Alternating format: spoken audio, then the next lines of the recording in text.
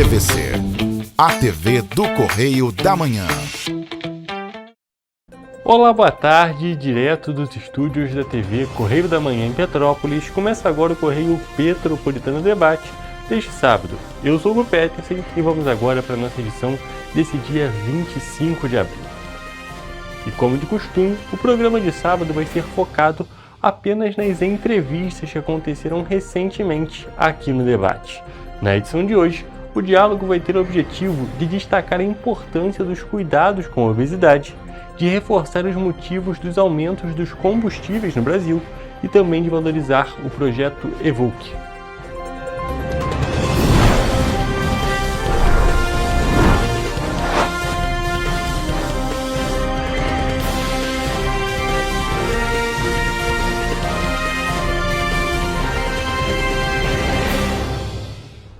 Estamos de volta com o Correio Petropolitano Debate e dessa vez já estamos aqui ao vivo com a Fernanda Muniz, que veio conversar um pouco com a gente sobre saúde, mais especificamente sobre obesidade, diabetes e também um serviço prestado aqui no Ambulatório Escola da Unifase.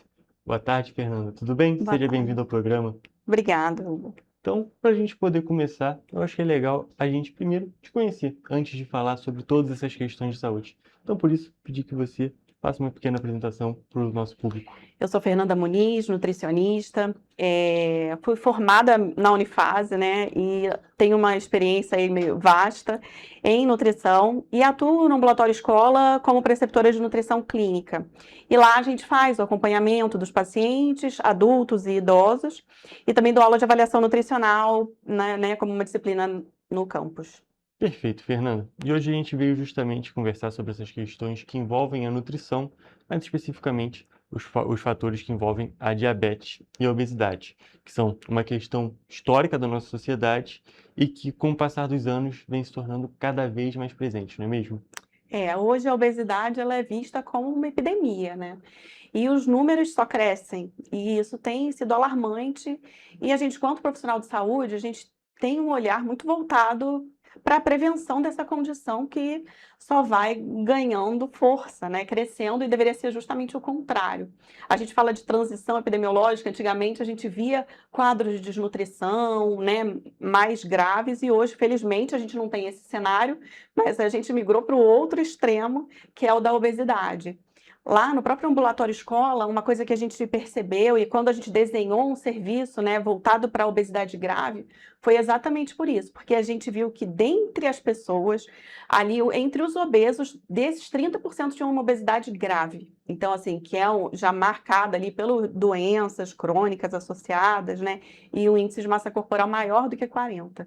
Então, a gente vê que a gente precisa olhar para esse lugar e cuidar dessas pessoas que cursam com uma doença, né? Uma doença crônica e que é risco para desenvolvimento de outras doenças. Realmente é uma doença que pode gerar diversas outras complicações para esses indivíduos, então existe uma urgência muito grande para justamente diminuir um pouco essa epidemia, justamente tratar um pouco dessa epidemia, que já é uma realidade, não é algo que pode vir a acontecer. Não. Já é uma realidade da nossa sociedade, não apenas do Brasil, mas é uma epidemia mundial e que realmente precisa ser cada vez mais combatida. E junto à obesidade, uma das doenças que está muito relacionadas a eles é justamente a questão da diabetes, não é mesmo?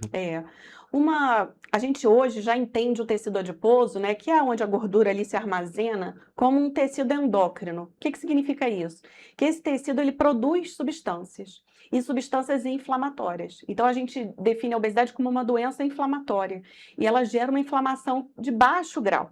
E essa inflamação constante vai afetando o metabolismo de uma forma geral e as nossas células, levando à resistência à insulina. E o que acontece? O corpo já não consegue utilizar aquela glicose que está ali, né, que está disponível, mas o corpo já não consegue utilizar de forma adequada. Aí a gente mantém níveis altos de glicose no sangue, muitas vezes desenvolvendo um quadro de diabetes, né? Então, a gente vê que a obesidade, ela é fator de risco para outras doenças, e uma delas é o diabetes, e que aí vai crescendo concomitante também à medida que a obesidade cresce, né?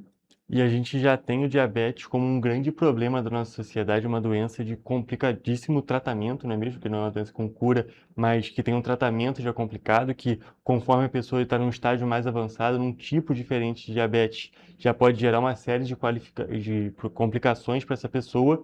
Então, é uma realidade muito complicada da obesidade e que está criando um outro problema que já era presente na sociedade, fazendo com que atinja um número ainda maior de pessoas, não é mesmo? Exatamente. Hoje, até dando aula sobre diabetes, eu até estava mostrando isso para os alunos, a evolução em termos de tempo, né? Lá, 1800 e pouco, tratamento, as pessoas morriam por diabetes, definhavam literalmente porque emagreciam, não tinha medicamento, e aos poucos eles foram desenvolvendo, né? Descobriram a insulina que tiraram lá da vaca, conseguiram mexer até que o ser humano pudesse utilizar, e a coisa felizmente foi evoluindo em termos de tratamento, né? Hoje as pessoas não morrem mais por conta do diabetes, mas morrem ou muitas vezes têm complicações da doença mal cuidada, né? Então, a gente precisa, felizmente, hoje a gente tem muitos recursos, medicamentos que são voltados para esse controle, né? Que promovem um bom controle glicêmico junto com um tratamento nutricional, com dieta, com exercício.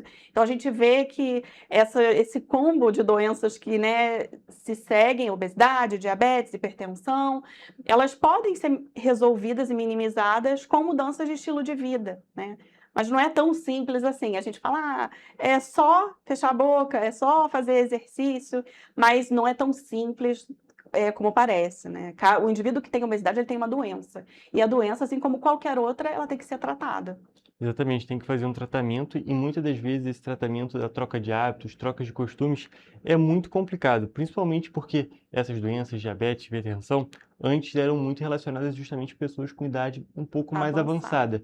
E não é simples fazer uma pessoa que viveu 60, 80 anos com um estilo de vida mudar drasticamente, mudar totalmente o estilo de vida dela, o estilo de alimentação, os hábitos, os próprios hábitos, de uma hora para outra. Mesmo com uma necessidade em mente, ainda assim é toda uma vida que vai ter que ser alterada. Então tem todas essas complicações, não é mesmo? É até injusto, né, querer que o que você está falando, a pessoa viver uma vida inteira e de um dia para o outro ela mude. Por isso que a gente fala que o trabalho é um trabalho em equipe, é um trabalho que precisa ser multiprofissional. A pessoa tem que estar, de fato, envolvida com o próprio tratamento, ela tem que querer, né, sair daquele lugar, mas muitas vezes sozinha ela não consegue, ela tem demandas emocionais muito intensas, que isso precisa ser acompanhado com equipe, médico, né, nutricionista, educador físico, para que o tratamento seja de fato bem sucedido. E até chegando nessa parte do acompanhamento, aí a gente já chega na parte do trabalho da Unifase por meio do ambulatório escola. Queria que você contasse para a gente, explicasse para a gente como é que funciona essa parte, esse serviço. Eu tenho muito orgulho, né, porque foi um projeto que eu idealizei depois dessa história mesmo de perceber a necessidade dos pacientes, de muitos terem obesidade grave. E aí a gente começou a pensar, ver a necessidade de ter um serviço especializado. Então a gente definiu quais seriam os critérios, a instituição investiu em balanças de capacidade para pesar essas pessoas, a gente tem maca adaptada, a gente tem cadeiras adaptadas, é uma balança que tem capacidade de pesar, né, até 300 quilos. Então a gente primeiro ajustou o ambiente, a gente desenhou um protocolo, né, de avaliação, onde a gente avalia a composição corporal, a capacidade de mobilidade que esse indivíduo tem, se ela tem perda de massa muscular, porque apesar de muitas vezes serem indivíduos obesos, eles têm perda de músculo, né? Então, a gente avalia isso através de alguns testes. Então, hoje a gente atende no formato, a gente tem um dia específico para atendimento desses pacientes, eles seguem sendo acompanhados mensalmente, a gente tenta adequar ali o hábito, a dieta, o plano alimentar, ao que a pessoa tem como preferências, né? Claro que num tratamento nutricional não dá para a gente atender a todas as vontades e desejos do paciente, mas a gente vai calcular, fazer um tratamento bem individualizado, objetivando a perda de peso. Então, esses pacientes chegam para a gente referenciados por outros profissionais ou do próprio ambulatório de nutrição. Então, ele chega com um encaminhamento médico. A partir desse encaminhamento, a gente faz o agendamento, precisa ter um IMC maior do que 40, a gente recebe pacientes ali adultos, né, entre 20 e 59 anos, com ou sem doenças associadas, e aí a gente vai fazendo esse acompanhamento mensal buscando promover o máximo de emagrecimento que a gente conseguir. A gente trabalha, né, começou só com a nutrição, mas hoje a gente já conta com o apoio da psiquiatria, com o apoio da odontologia, justamente para a gente fazer um tratamento completo, né? Aos poucos a gente vai ganhando outros braços e ganhando mais força, porque o sucesso do tratamento depende de uma boa equipe, o paciente tem que estar cercado de todas as suas necessidades e motivado a seguir o tratamento, né? Justamente porque não adianta se mudar só um tópico da vida da Não, pessoa, porque o infelizmente. tratamento não vai ser tão efetivo como deveria ser. Exatamente. Às vezes a gente vai fazer um plano alimentar lindo, perfeito, maravilhoso, só que o paciente ele tem questões emocionais ou tem questões de transtornos mesmo, compulsão alimentar, que só ele saber o que ele precisa comer não torna ele capaz de só comer aquilo ou de reconhecer aonde ele deve parar. Então é um trabalho conjunto mesmo. Para o sucesso a gente depende desse conjunto de ações. Entendi, Fernanda. E ainda falando sobre essa questão, você trouxe que esse projeto todo foi criado tendo em vista a necessidade da população, esses números alarmantes. Uhum. E como é que é a aceitação da população no sentido de quantas pessoas costumam a frequentar, quantas pessoas são atendidas justamente? Infelizmente, a nossa capacidade de atendimento, como a gente só atende uma manhã da semana esses pacientes, a gente se restringe a atender entre 4 e 5 pacientes por semana. Nosso desejo é que isso cresça, uma vez que a gente tem demanda para isso. A gente hoje só não tem braço para dar conta de tudo, né, de todos esses atendimentos. Mas a gente vem recebendo esses pacientes que são encaminhados e à medida que eles vão ganhando autonomia e alcançando resultados, a gente volta com eles para o ambulatório geral de nutrição para abrir vagas para outras pessoas. A ideia é que eles tenham uma perda de peso de pelo menos 10%. Uma vez que eles já tiveram essa perda, a gente já entende que isso gera um controle metabólico muito bom em relação ao controle de glicose, melhor redução da pressão arterial. Então, hoje a nossa capacidade de atendimento está entre 5 pessoas por semana, mas o projeto, a ideia é que ele cresça, né, para que a gente possa, de fato, dar conta de uma demanda que é muito maior do que isso, com certeza. Exatamente, uma demanda muito grande e é um É, tópico muito importante. Como a gente exatamente. destacou a entrevista inteira, é justamente um tópico urgente, que é um problema social, justamente como você disse, é uma epidemia essa questão da obesidade. E você já até adiantou minha próxima pergunta, que era justamente essa questão dos resultados. Depois que a pessoa consegue ter esse resultado que é tido como satisfatório no primeiro momento, aí ela volta para o atendimento geral, e assim Isso, funciona. porque geralmente a gente tem programas de acompanhamento, a gente vai ver o paciente a cada trimestre ou bimestralmente, mas com os pacientes do ambulatório de obesidade a gente atende mensalmente. Então, quando o paciente vai ganhando autonomia, ele já entende o tratamento, né, como um todo, a gente consegue espaçar mais essas consultas. Então, aí nesse momento a gente joga para o ambulatório geral.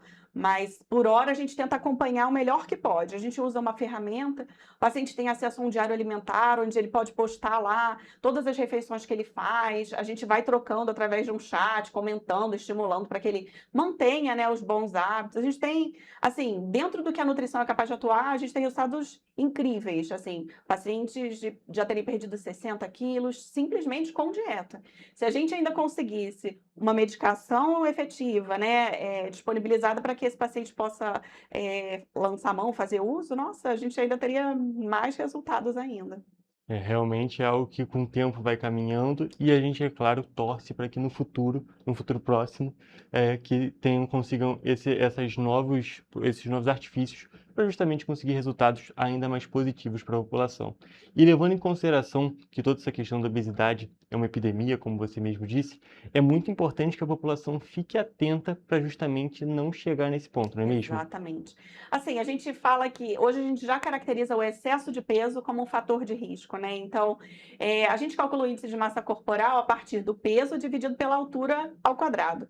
Então, eu multiplico a minha altura ali por ela mesma e divido o meu peso por isso. Então, se eu vejo que meu índice de massa corporal está maior do que 25, chegando a 30, eu já preciso tomar providências para que eu tenha uma perda de peso, né?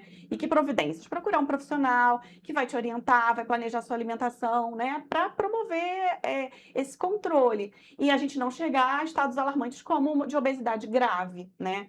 Mas a genética influencia, o ambiente influencia, o estilo de vida influencia. Então, são vários fatores. Então, nos que a gente pode agir, a gente deve intervir o quanto antes, né? Perfeito. E quando a pessoa perceber, a pessoa caso faça esse cálculo do MC, justamente caso perceba que esses números estão ficando um pouco mais complicados, mais próximo dessa linha complicada dos 30%, justamente procurar ajuda médica, seja no ambulatório escola, que a gente sabe que tem justamente não tem todo esse tamanho de espaço para o atendimento da pessoa, mas alguma ajuda médica para justamente não avançar e não ter todas essas complicações que nós citamos aqui durante a entrevista, não é mesmo? Exatamente. Perfeito, Fernanda. Então, muito obrigado por ter vindo aqui no programa. Foi um prazer conversar com você sobre esse assunto que é tão importante para a nossa saúde. Eu agradeço a oportunidade.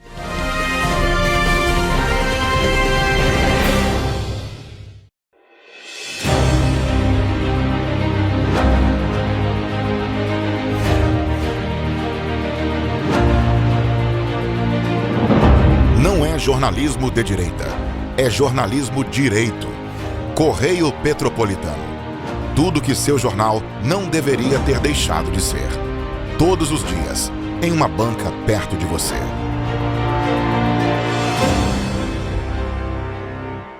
Esse aí sou eu, há 18 meses estudando inglês. Cada passo no aprendizado foi uma porta que se abriu para o meu futuro. Sabe o conhecimento que você desenvolve hoje? Ele é a chave para novas oportunidades incríveis do amanhã. É o equilíbrio perfeito entre aprender e aproveitar cada momento dessa jornada empolgante. E agora, aqui estou eu, na minha tão sonhada vaga em uma multinacional. O inglês abre portas. Fale Minds. Para ter mais qualidade de vida, conte com a maior rede de academias de Petrópolis. Aqui na Corper, com uma mensalidade, você utiliza todas as unidades: Centro, Bingen, Itamaraty e Itaipava. Com planos a partir de R$ 98,00, a academia oferece ambientes modernos para você cuidar da sua saúde com segurança. Os espaços contam com dezenas de aparelhos de musculação, diversos equipamentos para aeróbico e funcional, além, é claro, de profissionais qualificados e uma extensa grade de aulas coletivas, que inclui dança, bike, jump, wolf fit, step fit, entre outras. Nossas estruturas são equipadas com salas de musculação e aulas coletivas, salas de avaliação física e nutricional, vestiários e estacionamentos amplos. Venha nos fazer uma visita e surpreenda-se! Petrópolis, uma cidade histórica, que agora tem um novo ponto de conexão. O Correio Petropolitano se renovou e leva o que de mais importante acontece na cidade, de maneira mais ágil e acessível. Acesse as notícias de Petrópolis de maneira rápida e prática, onde quer que você esteja. Fique por dentro dos acontecimentos da cidade, da política, da cultura e muito mais. Correio Petropolitano. A informação de qualidade a um clique de distância. Acesse www.correiopetropolitano.com.br.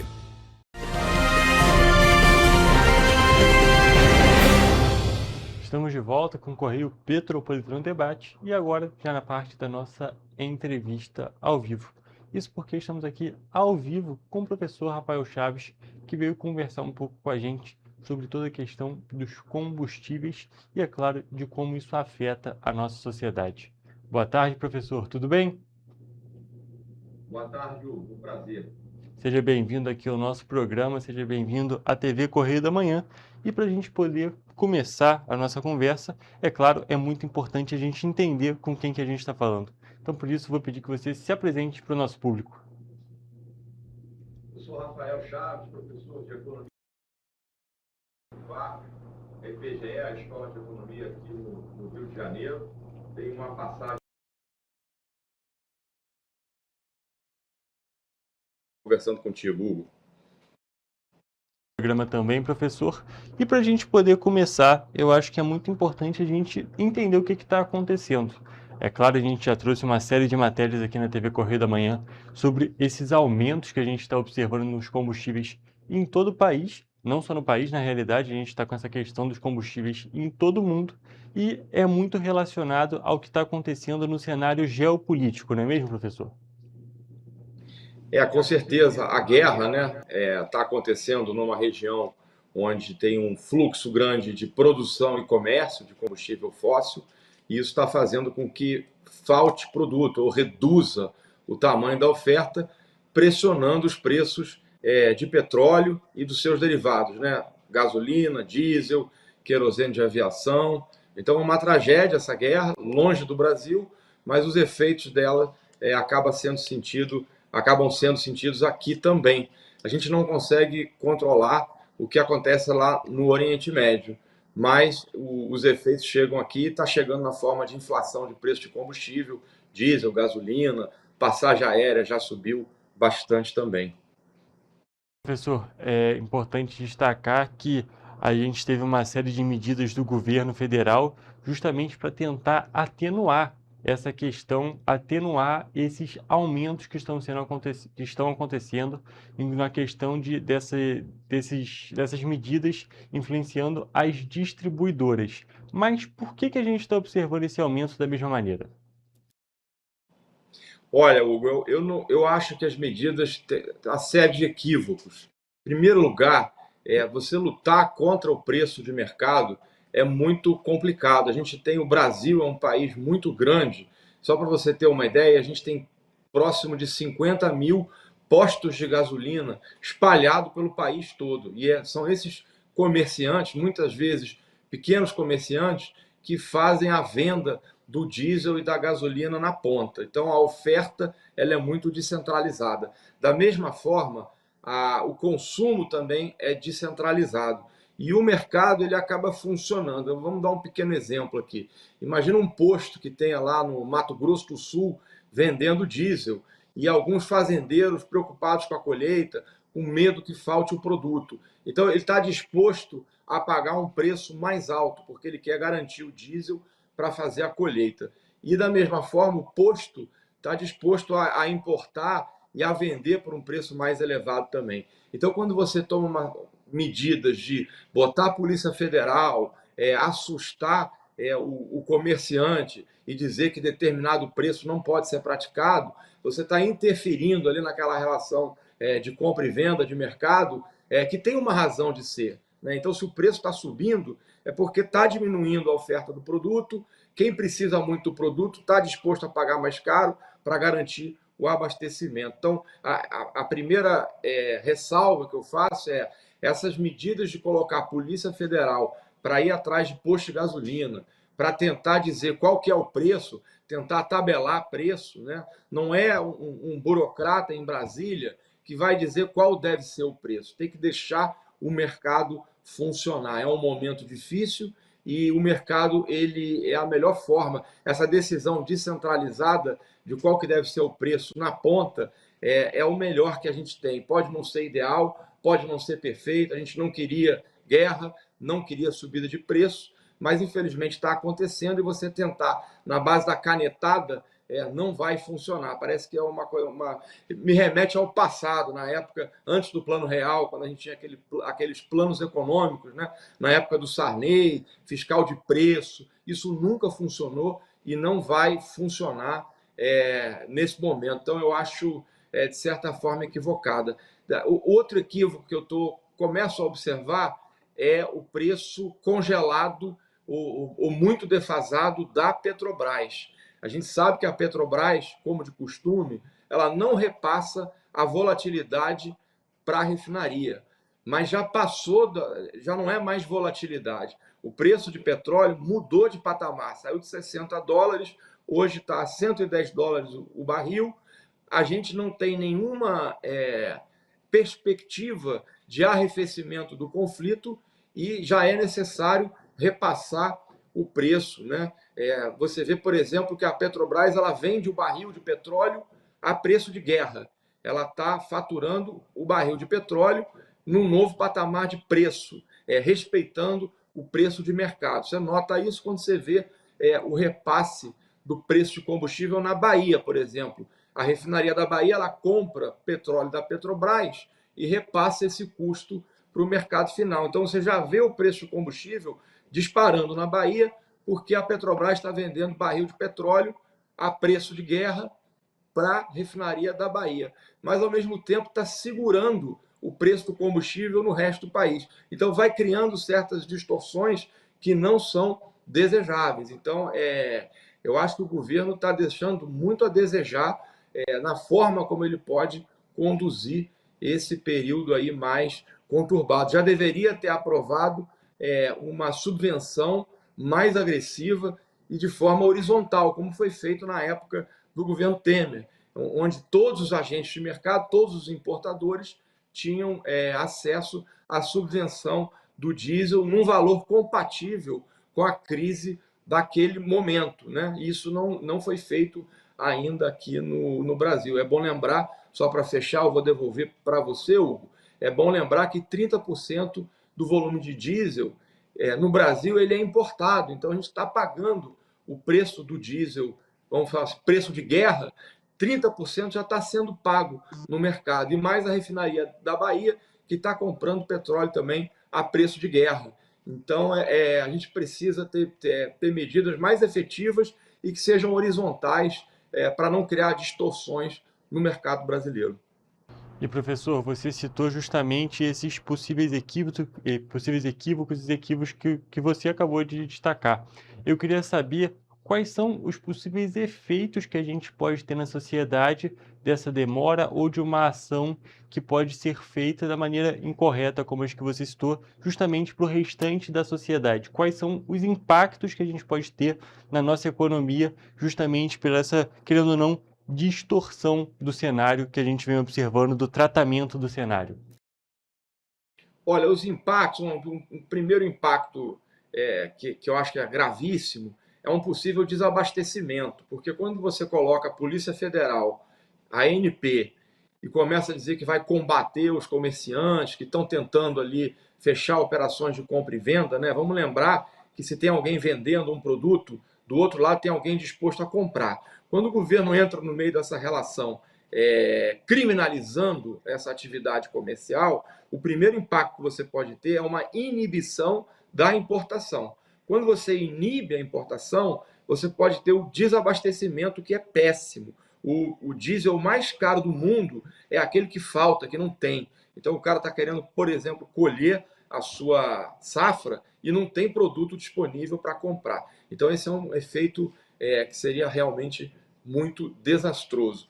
O segundo impacto, quando você demora para colocar a subvenção e costurar um subsídio de forma nacional para o preço, é a inflação, né? Tanto da gasolina quanto do diesel, ela vai bater no índice de inflação. Então, a gasolina ela faz parte aí de mais ou menos 5% do IPCA, do grupamento do IPCA, então vai bater ali direto no IPCA, e o diesel, embora ele contribua com uma fração menor do IPCA, é menos de 1% do IPCA, ele faz o que a gente chama de disseminação, porque o modal de transporte brasileiro é todo rodoviário. Então, se o diesel sobe de preço, ele acaba encarecendo a logística do país como um todo. Então, alimentos tendem a subir, custo de transporte, de uma maneira geral, tende a subir. Então, esse é um outro impacto negativo que bate na inflação e acaba batendo lá no Banco Central, que vai ter dificuldade de cortar juros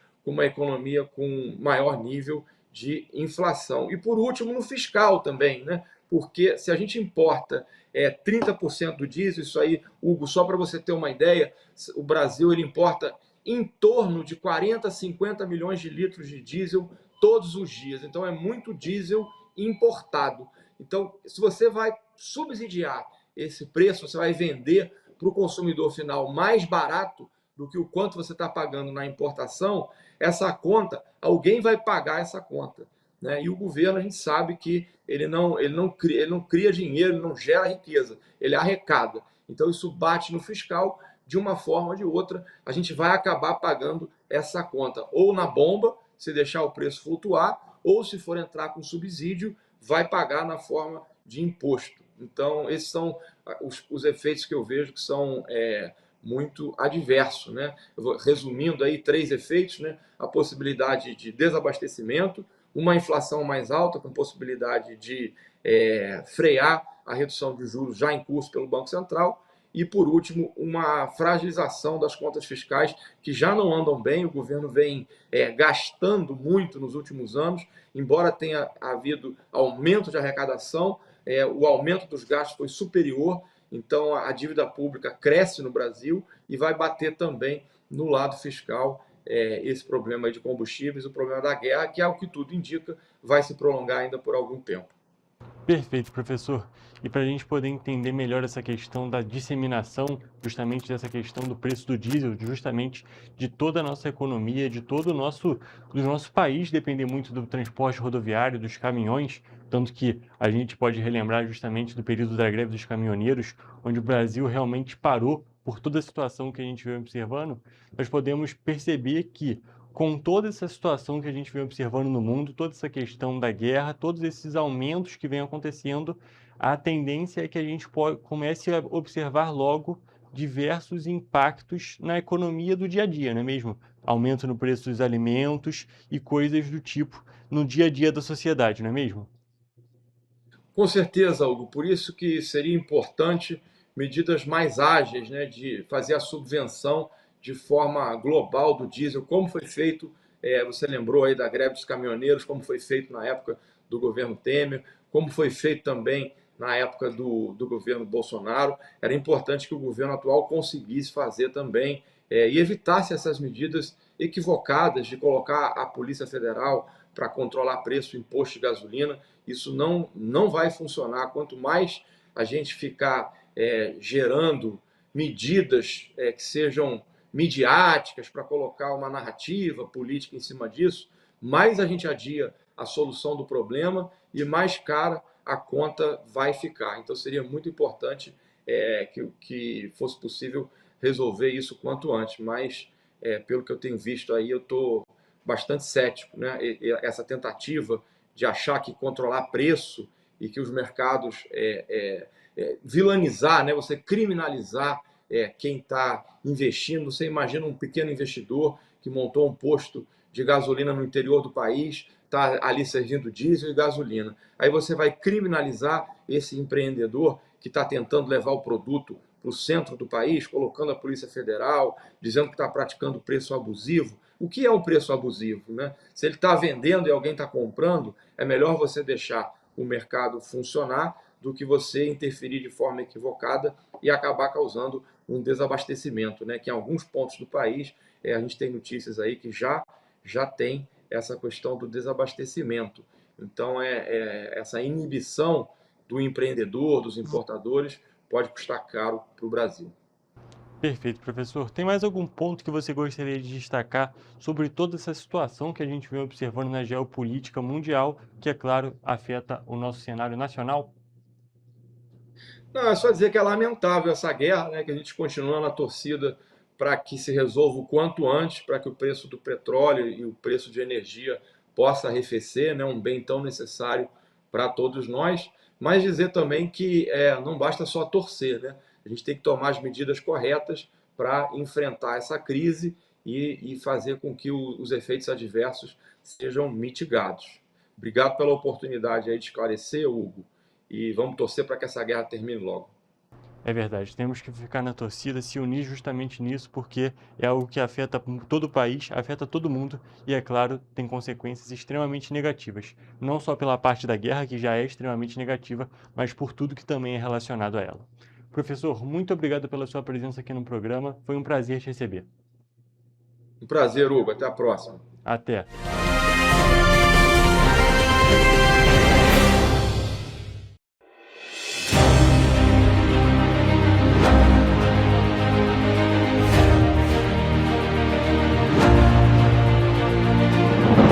Não é jornalismo de direita, é jornalismo direito.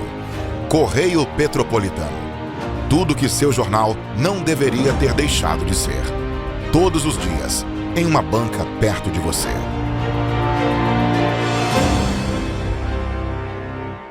Esse aí sou eu, há 18 meses estudando inglês. Cada passo no aprendizado foi uma porta que se abriu para o meu futuro. Sabe o conhecimento que você desenvolve hoje? Ele é a chave para novas oportunidades incríveis do amanhã. É o equilíbrio perfeito entre aprender e aproveitar cada momento dessa jornada empolgante. E agora, aqui estou eu, na minha tão sonhada vaga em uma multinacional. O inglês abre portas. Fale Minds. Para ter mais qualidade de vida, conte com a maior rede de academias de Petrópolis. Aqui na Corper, Com uma mensalidade, você utiliza todas as unidades: Centro, Bingen, Itamaraty e Itaipava. Com planos a partir de R$ 98,00, a academia oferece ambientes modernos para você cuidar da sua saúde com segurança. Os espaços contam com dezenas de aparelhos de musculação, diversos equipamentos para aeróbico e funcional, além, é claro, de profissionais qualificados e uma extensa grade de aulas coletivas, que inclui dança, bike, jump, wolf fit, step fit, entre outras. Nossas estruturas são equipadas com salas de musculação e aulas coletivas, salas de avaliação física e nutricional, vestiários e estacionamentos amplos. Venha nos fazer uma visita e surpreenda-se! Petrópolis, uma cidade histórica que agora tem um novo ponto de conexão. O Correio Petropolitano se renovou e leva o que de mais importante acontece na cidade, de maneira mais ágil e acessível. Acesse as notícias de Petrópolis de maneira rápida e prática, onde quer que você esteja. Fique por dentro dos acontecimentos da cidade, da política, da cultura e muito mais. Correio Petropolitano. A informação de qualidade a um clique de distância. Acesse www.correiopetropolitano.com.br.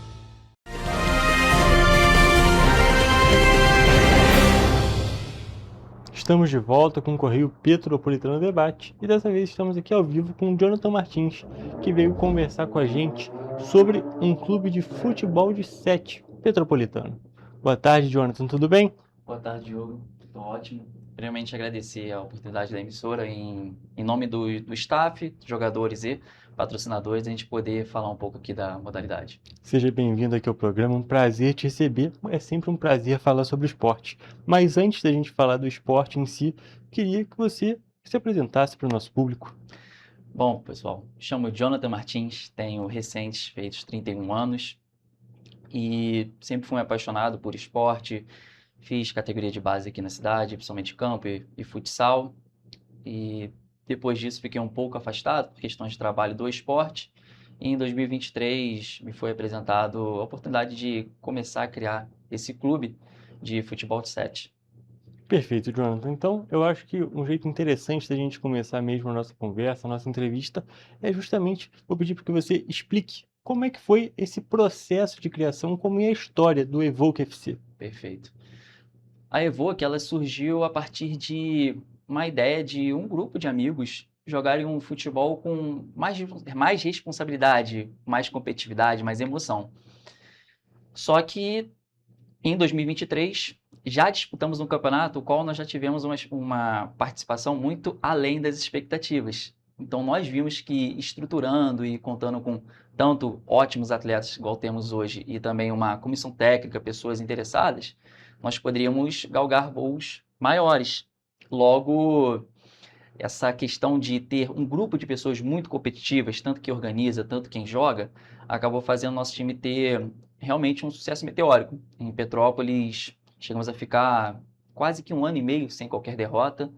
Chegamos a disputar pequenos torneios no Rio.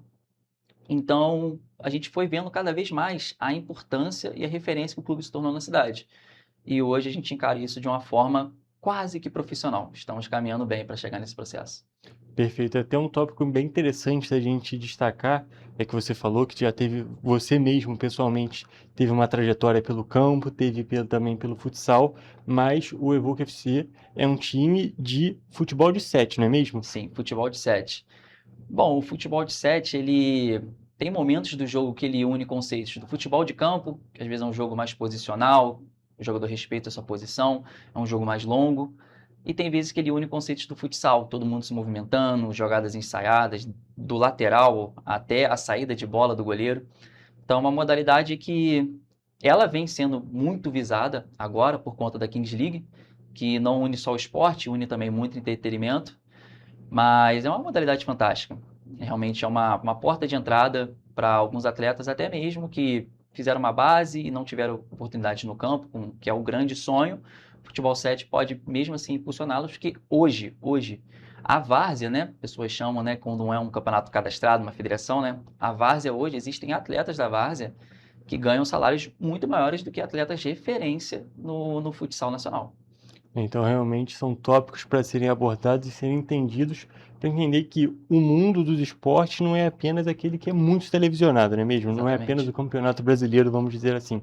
Todo o esporte, na realidade, vive desses outros pequenos torneios e também desses torneios que, por enquanto, são pequenos, mas que com o tempo vão se desenvolvendo. E como você mesmo disse, a gente tem hoje em dia a questão da Kings League, que é o principal torneio que dá visibilidade para o futebol de 7, claro, de uma maneira um pouco diferente, não só no Brasil, mas em todo o mundo, mas que faz com que a categoria que o originou também seja, vamos dizer assim, seja impulsionada, não é mesmo? Sim, perfeito. Hoje o futebol, a Kings League, desculpa, ela tem atletas que eles só jogavam futebol 7 há muito tempo.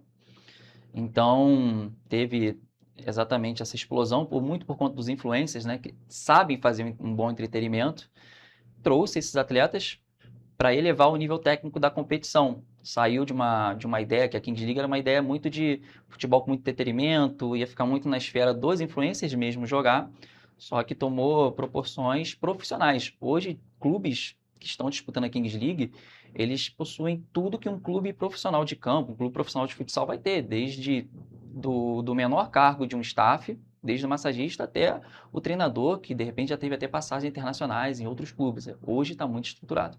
Perfeito. Mas vale a gente destacar também que esse boom da Kings League, né, vamos dizer assim, é algo um pouco mais recente. E o Evoque FC é de antes disso, lá de 2023. Eu queria saber, de você como um membro do time e também uma pessoa que está lá desde o início, queria saber como que você enxerga o cenário aqui na cidade de Petrópolis do interesse com o futebol de 7, tanto lá do início, levando em consideração de como é que está agora.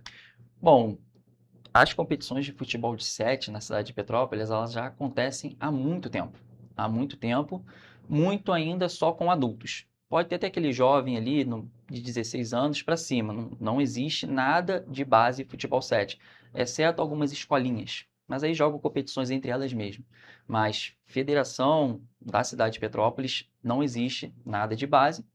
E as competições de futebol 7 em Petrópolis é muito organizada por alguma pessoa que se interessa, consegue reunir alguns times e ali com muito planejamento, com muita ordem, as competições acontecem. E tem também em Correias, uma chamada A Liga Esportes, lá é onde existe até mais de uma, duas, três divisões para as equipes jogarem, elas podem ir subindo, existem outras copas também, entendeu? Então aqui em Petrópolis é muito antigo.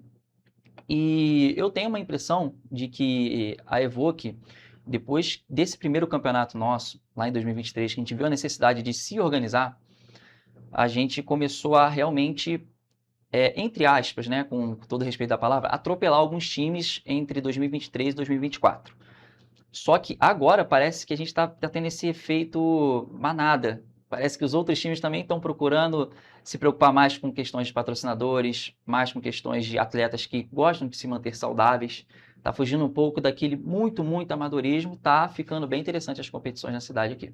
E é algo muito benéfico, né mesmo? Apesar do time, vamos dizer assim, atropelar, como você mesmo disse a palavra, atropelar menos outras equipes, está fazendo com que a competição melhore e assim também o interesse pelas pessoas assistirem, o interesse pelas pessoas participarem também cresça, não é mesmo?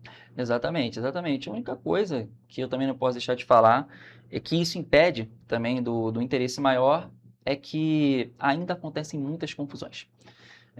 Jogo muito brigado, sabe? Então, isso poderia ser uma melhoria também das outras equipes. Pode passar um pouco pela minha também, a gente também faz parte desse universo. Então, mas creio que isso, com o passar dos anos agora, as equipes ficando cada vez mais se profissionalizando, né? Tá longe ainda, mas é essa palavra que tem que usar. Isso também vai diminuir, porque quem quer assistir, né? Por mais que seja ali dentro da sua cidade, quem quer assistir futebol. Não quer assistir um monte de gente discutindo ou então um partindo para cima do outro, né?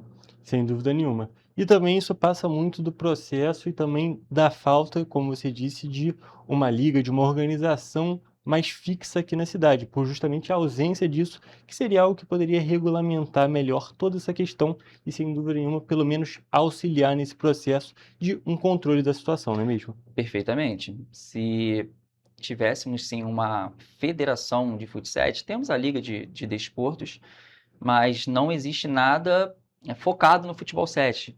Os árbitros que apitam os jogos, eles rodam no futsal, rodam no futebol de campo da cidade. Não existe ainda uma capacitação específica para o futebol 7. Cada campeonato, como eu disse anteriormente, cada campeonato às vezes é uma pessoa que consegue reunir um grupo de times, mas ele vai se embasar em regras de outras federações. Às vezes essa regra está desatualizada no cenário nacional. Então cada campeonato, às vezes é um goleiro que pode ficar 5 segundos com a bola, no outro não pode. O escanteia com o pé, no outro escanteia com a mão. Então, quando o juiz às vezes também fica um pouco longe dessas informações, muitas vezes surgem as confusões. Então, se tivesse assim, uma liga mesmo, né, uma pessoa que cuidasse disso, regulamentasse de forma oficial, todos os campeonatos seguissem essa linha de ação, ia realmente também melhorar muito, e profissionalizar, como a gente diz. Exatamente, é um processo de profissionalização que tem que passar tanto pelos clubes, tanto com uma nova federação para surgir, para justamente regulamentar todas essas questões. Mas, aproveitando que você falou sobre competição e competição nacional, a Evoque também tem um próximo desafio aí por vir, não tem mesmo? Não é mesmo? Exatamente, um desafio muito grande. É uma espécie de Copa do Brasil de futsal. Vai acontecer na cidade de Belo Horizonte. Vai começar no dia do feriado do trabalhador, no dia 1º de maio. E vai ser aquele final de semana, dia 1º, 2 e 3. Se tudo der certo, Papai do Céu abençoe que a gente retorne no dia 3 campeão. E esse campeonato a gente encara como uma quebra de barreira para o nosso time. Seja em visibilidade para futuros patrocinadores, seja em visibilidade para os atletas, porque sim, é um campeonato que treinadores da Kings League, olheiros da Kings League vão estar olhando com mais atenção, porque vão unir times praticamente do Brasil todo. Então, é uma virada de chave. É uma virada de chave até também para a modalidade aqui em Petrópolis. Perfeito. E eu queria saber para você, no aspecto pessoal mesmo, como que você enxerga toda essa evolução do time, de quando surgiu uma ideia de amigos para nesse momento já estar disputando essa competição que vai ter um panorama nacional. Como que você enxerga isso, pessoalmente falando? Pessoalmente falando, é até engraçado, é até difícil acreditar, porque às vezes algumas pessoas te cumprimentam na rua, você, de onde eu conheço? Às vezes estava vendo um jogo do Evoque e, assim, a proporção, a gente vai tomando ideias do que está acontecendo com as pessoas elogiando o trabalho, querendo ajudar de alguma forma, torcendo em prol. E em 3 anos foi bem meteórico, né? Eu não tenho uma palavra para descrever o quanto que a gente cresceu nesses 3 anos. É somente entender que a gente vem fazendo um bom trabalho e que a gente está no caminho certo. Perfeito, Jonathan. Então, agradeço a sua presença aqui no programa. Um prazer falar sobre o time, falar também sobre essa próxima participação na competição e, é claro, desejar boa sorte, porque, querendo ou não, representantes de Petrópolis nessa competição que tem uma visibilidade tão grande e pode ser tão importante aqui para a cidade. E também a gente fica aqui na torcida para todo esse desenvolvimento da modalidade, para que, com o tempo, a gente consiga ter mais regras, a gente consiga ter um controle melhor para melhorar o espetáculo, não é mesmo? Perfeito, Hugo. E deixar por último o telespectador que esteja assistindo, se quiser realmente saber de mais detalhes como funciona todo o nosso ecossistema, queira apoiar, seja com algum serviço, você que seja capacitado com alguma formação em fisioterapia, na parte então também da educação física. Estamos precisando realmente de profissionais dessa área para a gente poder ter uma comissão técnica mais robusta para realmente melhorar todo o nosso planejamento para chegar em Belo Horizonte cada vez mais forte. E também algum patrocinador, alguma empresa, nós temos também uma boa métrica de expor as empresas via nossas redes sociais, que é muito interessante também entrar em contato conosco. E só para a gente finalizar, então, pedir para você falar justamente as redes sociais para o nosso público poder acompanhar. Atualmente nós temos somente o Instagram, tá bom? O nome que deve aparecer na tela é só colocar o @ atrás, FC no final, @EvoqueFC. Perfeito, gente. Então, o convite está feito, já temos todas as informações e, mais uma vez, boa sorte e muito obrigado. Muito obrigado, eu que agradeço. E, gente, com essas informações, nós encerramos a nossa entrevista de hoje e também a edição do Correio Petropolitano Debate. Muito obrigado pela sua audiência e até a próxima.